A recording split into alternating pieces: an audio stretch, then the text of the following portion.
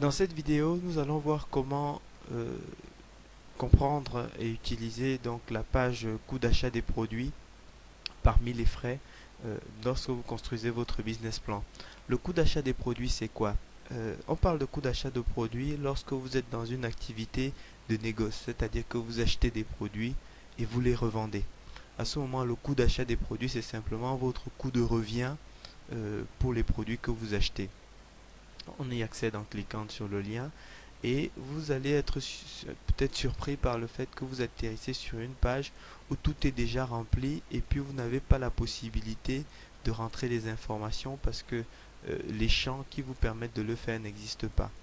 Euh, Pourquoi cet état de fait? Simplement parce que vous avez rentré les paramètres permettant de calculer cette feuille lorsque vous avez déterminé le chiffre d'affaires. Donc, c'était dans le lien réalisation du chiffre d'affaires, donc où vous aviez dit quelles étaient les quantités que vous envisagiez de vendre. Donc ici, vous vous souvenez, le chiffre d'affaires, il y a deux possibilités de le déterminer en pourcentage ou en addition de chiffres, donc quantité vendue fois prix unitaire, ainsi de suite. Là, on est visiblement dans un chiffre d'affaires en pourcentage.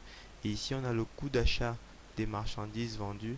Donc là, c'est 60%. Par exemple, on va voir que sur les produits, les prestations de services à domicile, c'est zéro. Il y a 0% de coût d'achat de produits vendus, puisque en réalité, c'est pas vraiment un produit, c'est une prestation de service. Donc, il n'y a pas de coût d'achat de la prestation.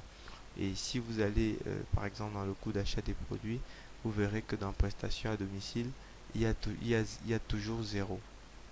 Donc, quand vous avez, petite parenthèse, lorsque vous avez, euh, en fonction de la résolution de votre écran, par exemple, si la barre de menu perturbe la lecture du reste, vous pouvez simplement cliquer sur le menu on-off qui vous permet d'enlever momentanément la barre de navigation.